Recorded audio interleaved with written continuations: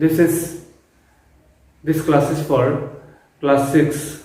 I am going to start a new chapter, that is chapter number 15, water and its importance.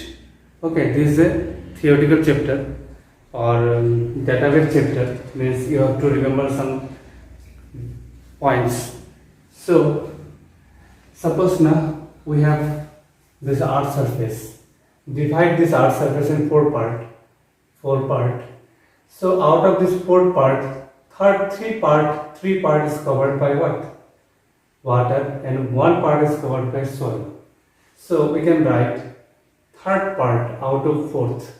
मतलब four part में से three part 3/4 of the earth surface is covered with water. तो इसको maths समझ में आता है तो वो समझ जाओगे.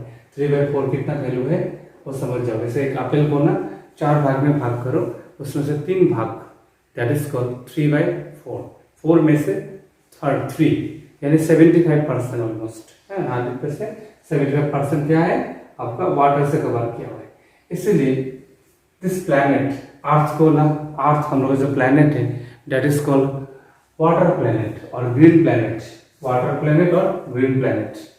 बट ना इस वाटर में से अमोंग्स्ट this water 97% water are salt water. 97% water are salt water. Very, very important point, because in sea and ocean, the water of seas and ocean are salty. They cannot use for irrigation. They cannot use for household use. Okay, so this 97% water are very salty. So these water are useless, and only 3% water are fresh water. But ना fresh water में से भी 3% में से 2.99% is locked up. उसमें से 3% जो fresh water है, amongst that fresh water 2.99% water are locked out inside the mountain. बहुत डीप में है, उसको निकालना बहुत डिफिकल्ट होता है. ओके, बट ना only 0.003% of the fresh water is easily available to us in the form of groundwater, river water, lake, stream, soil moisture and water vapor. Water vapor से एयर में वाटर वेपर होता है. हाँ, मिट्टी में थोड़ा पानी होता है, मिट्टी के अंदर, मिट्टी को चिपकोगे तो पानी मिलेगा. सॉइल मॉइस्चर, स्टीम भी एक टाइप का है. लेक में है, रिवर में, ग्राउंड वाटर जो हम लोग पाम से जो पानी निकलते हैं that is called what? Ground water. इसका मतलब है वाटर तो बहुत है इन अर्थ सरफेस, उसमें से बहुत कम वाटर क्या होता है? यूजफुल होता है. कम वाटर यूजफुल होता है, मतलब फ्रेश वाटर बहुत कम होता है. 3% फ्रेश वाटर होता है. 3% में से भी 2.99% क्या होता है? हिडन होता है. उसको ग्राउंड अर्थ माउंटेन का अंदर में होता है, बहुत डीप में होता है. उसको निकालना इट अप टू क्या होता है? Impossible. Only 0.003% water are available for use. Okay, next topic is use of water. Chapter is theoretical, so we have to discuss from what book. Besides being essential for life, water is used for many other purposes. In India, about 70% of the total water available is used for agriculture. 70% water generally means available में से जितना available water है उसमें से, मतलब कितना available है? 0.003% जो अवेलेबल है उसमें से 70% वाटर क्या होता है? एग्रीकल्चर के लिए यूज होते हैं. क्योंकि इंडिया मेनली आपका कल्टीवेशन के ऊपर मेनली डिपेंड है. इंडिया में जो इकोनॉमी के मेनली किसके ऊपर डिपेंड होता है? कल्टीवेशन. 20 to 22% by industries. 20 से 22% कहाँ पे यूज होता है पानी? Industries. And only 8% is use for personal और डोमेस्टिक नीड. घर में जो यूज होता है 8% यूज होता है. जितना वाटर अवेलेबल है फ्रेश वाटर, उसमें से 8% वाटर क्या होता है? पर्सनल व डोमेस्टिक घरेलू काम में यूज होता है. It is given, shows a pie chart that gives the percentage of water. 70% that is agriculture needs, 22% industrial needs, 8% domestic needs. So first one is agriculture needs. Our country depend on a lot on agriculture. Already I told, farmers rely on water to sustain their agricultural crops such as wheat and paddy. Many a times rainfall is not sufficient to water these crops and farmers have to use artificial watering system referred to as irrigation. Okay, rainfall तो हमेशा नहीं होता है, तो कभी कभी क्या होता है फार्मर लोग आर्टिफिशियल वाटर सिस्टम यूज़ करते हैं, आर्टिफिशियल जैसे मशीन वगैरह से वाटर जो प्रोवाइड करते हैं. नेक्स्ट है आपका industrial needs. Factories use a large amount of water every day as raw material for cleaning, heating, cooling, generating electricity. Example, water turbines, etc. The amount of water required depend on the kind and size of the factory. तो factory में क्या था 20 to 22%, 20 से 22% water use होता है. उसमें से water क्यों यूज होता है? Raw material. कोई कोई जैसे तुम्हारा मान लो बहुत सारा प्रोडक्शन में वाटर एज ए रिएजेंट हिसाब से यूज होता है, बहुत ह्यूज अमाउंट ऑफ वाटर. फिर इंडस्ट्री में क्लीनिंग के लिए यूज होता है, ठीक है. कभी कभी हीटिंग के लिए, स्टीम बना के हीट करने के लिए यूज होता है. कभी कभी कूलिंग करने के लिए, जैसे पावर प्लांट है उसमें ठंडा करने के लिए वाटर यूज होता है. इलेक्ट्रिसिटी जनरेट करने के लिए टर्बाइंस, माउंटेन से पानी गिरा के ना टर्बाइन का पंखा घुमा के इलेक्ट्रिसिटी प्रोडक्शन होता है.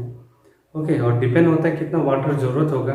Date is depend on what, size of the factory. Next one is personal और domestic needs. We need water to drink.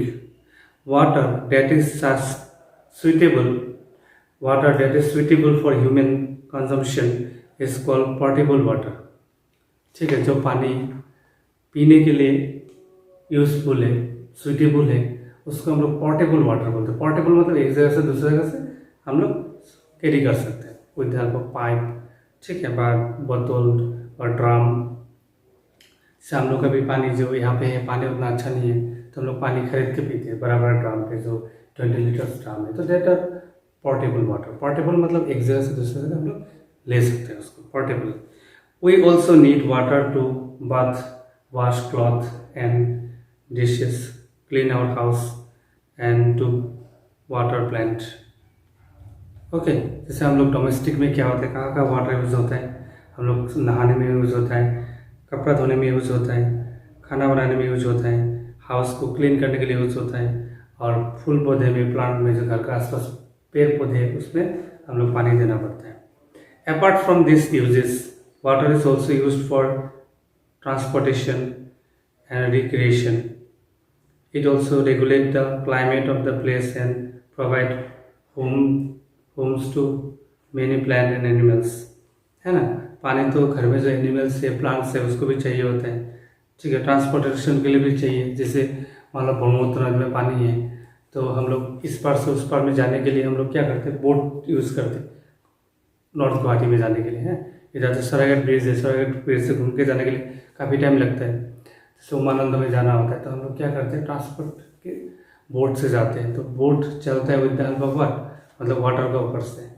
तो ट्रांसपोर्टेशन में भी हम लोग वाटर यूज होता है.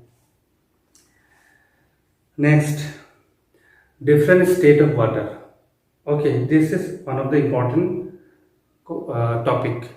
So generally we know that we have means water are found in 3 states. Solid, that you can see ice, liquid which is water, and gas, that is vapor. Okay, so there are 3 states of water mainly: solid, liquid and gas. Again I repeat, ice, water and vapour.